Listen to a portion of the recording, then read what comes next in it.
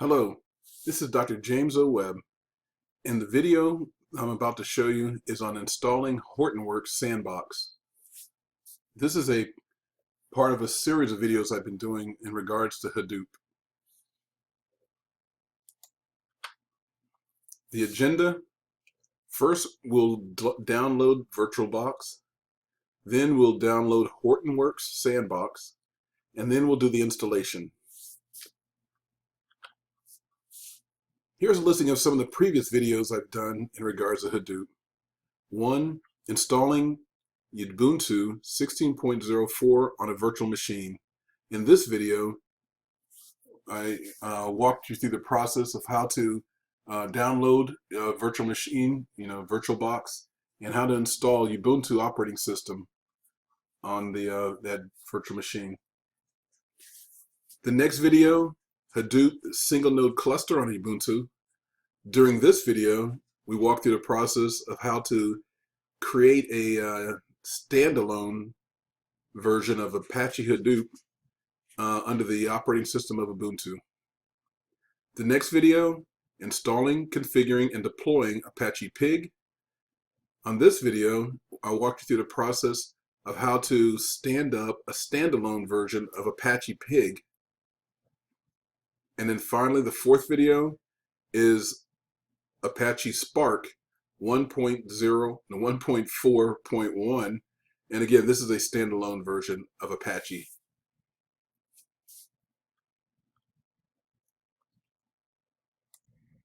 To get started, we need to go to Hortonworks.com. And once you get to Hortonworks.com, you'll see a screen that looks similar to this, and you'll select Get Started. From the Get Started screen, you're going to select Download Sandbox.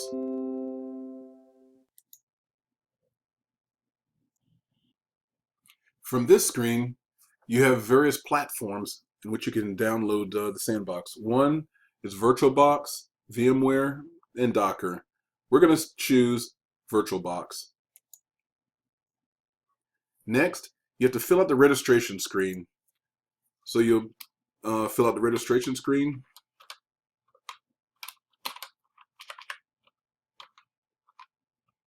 Your email address, I'm going to use Colorado Tech for this one.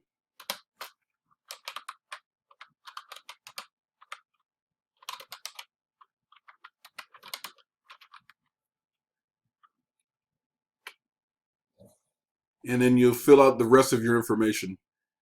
In the end, you'll select the I accept the terms. And if you want to receive additional emails, you'll select this option as well. So I'm going to fill out the rest of the screen, and I'll be right back with you. You'll then be prompted to, if you put in university, you'll be prompted with different options as far as which university that you're with. In my case, I put in Colorado Tech for this demonstration, and so I'll just select Colorado Tech. Okay. Now, if you look in the lower part of my screen, because I'm using Windows 10, it's starting to begin the download. This is a pretty lengthy download. So what I'll do is I'm going to pause the video right now, and I'll be back with you as soon as the download is complete. Now the download is complete, it is located in your downloads folder. Next, now I'm going to show you the instructions as far as what we're going to do as far as the process of doing our installation. Okay, right here where it says import on VirtualBox, we'll select that for the instructions. And here's a guide that walks you through exactly what we're going to be doing. For the first thing we're going to need is we need to ensure that you have VirtualBox installed on your computer. If you don't, then you'll go to this website here, www.virtualbox.org, wiki downloads, and I'm going to just show you what that looks like. Let's open up a new tab.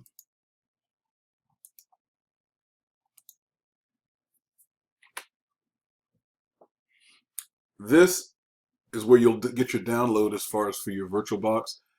Because I'm using a Windows platform, as far as my operating system. This is the platform of the VirtualBox I would download. It's really straightforward. All you do is I already have it installed, so I'm not going to try to install over it. You just select that option, and it's really straightforward. You should have no problems. Okay, back to our sandbox. Okay, so it tells us what our base requirements are needed. The browsers that we need, a browser that we need to have. And it will not run on, Sandbox will not run on Internet Explorer 10. Please note that. So you need to be using Internet Explorer 9 or less. I highly recommend go with Chrome then. Okay, now here's the procedures. First, we're going to open up our VirtualBox for the VirtualBox Manager. And once we have it open, if you're using a Mac, these are the instructions you'll use. I'm going to jump down to the Windows. For Windows, this is what it's going to look like when we first open up our VirtualBox Manager.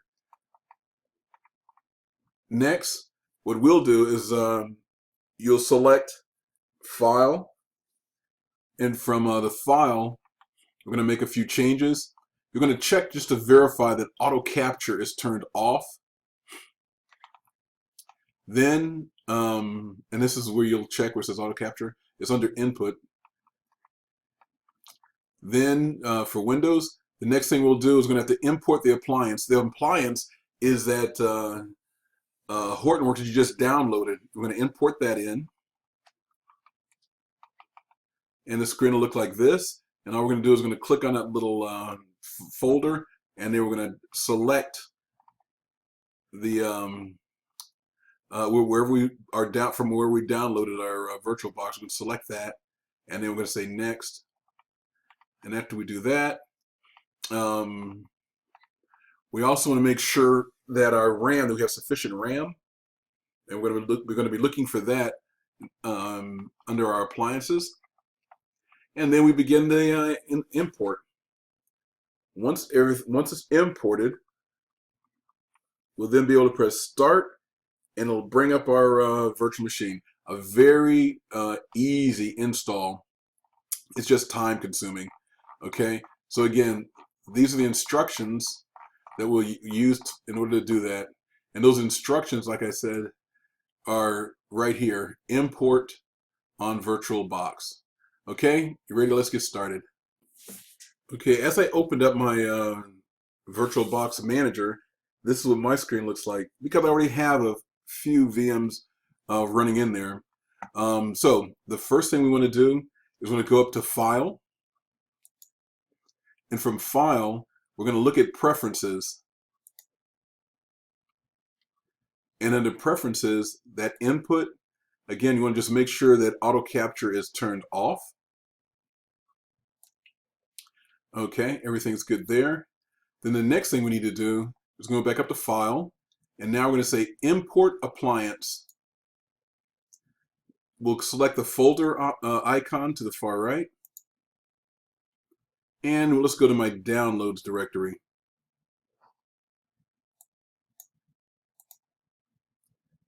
And this is where I need to select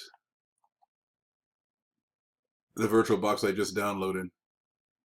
And I can see that this is the one I just downloaded today. Once I select it, then I'll go select Next. Then we now have to do the memory. So to make sure we have sufficient memory, just double click. And that's more than adequate, but I'm just going to go ahead and crank mine up just a little bit more because I have it available. Okay, and then you'll say Import. And it just takes a few minutes for this to import that appliance in. So I'm going to pause the video until it's finished. Once the appliance is finished uploading, you'll end up with an icon that looks like this. Select that icon, which is Hortonworks Docker Sandbox, and you can see the configuration, the general, system, display, storage, and the other configuration items there. What you're going to do now is we just select Start. With the Hortonworks already selected, press Start.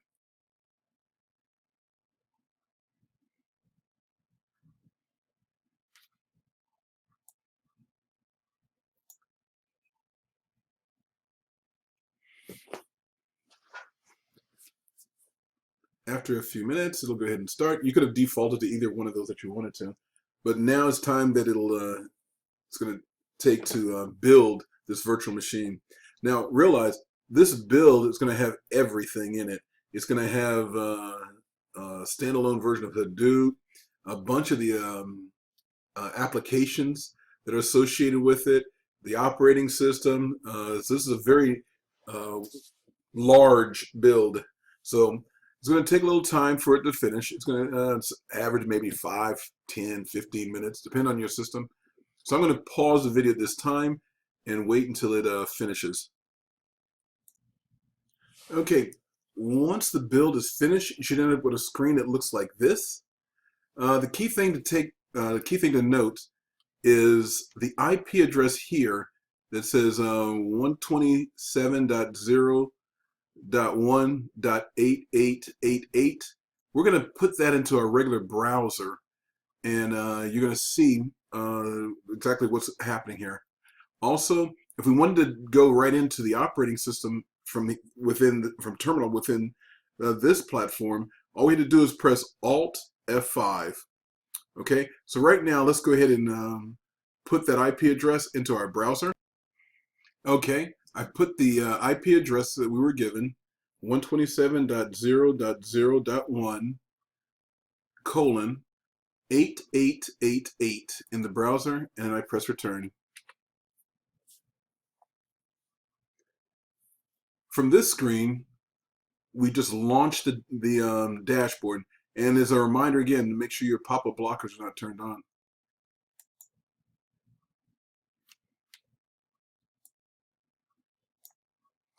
Okay. The default password, Maria_dev, and on the password and login. And then all we do is sign in.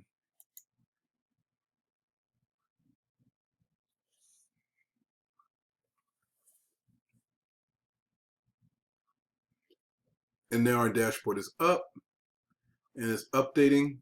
And again, the dashboard is what we'll use kind of to keep track of what services we have running. Now, during another video, we'll walk through the actual application as far as how to use the sandbox, as far as run code.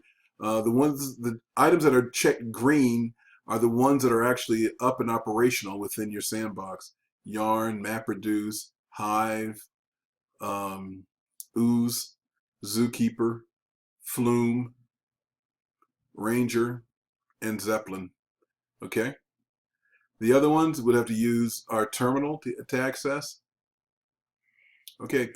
Let me remind you again as far as where you can find more information.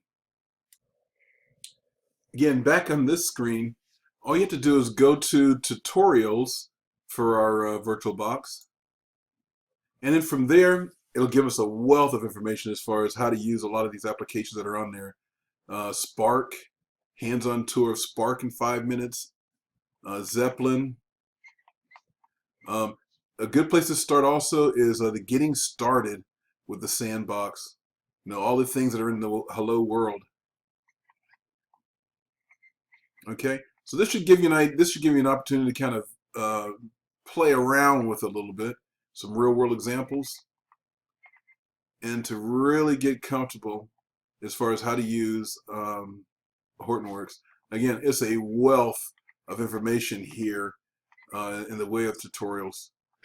Okay, again, this is Dr. James Webb, and I'm looking forward to chatting with you in our future videos. Goodbye.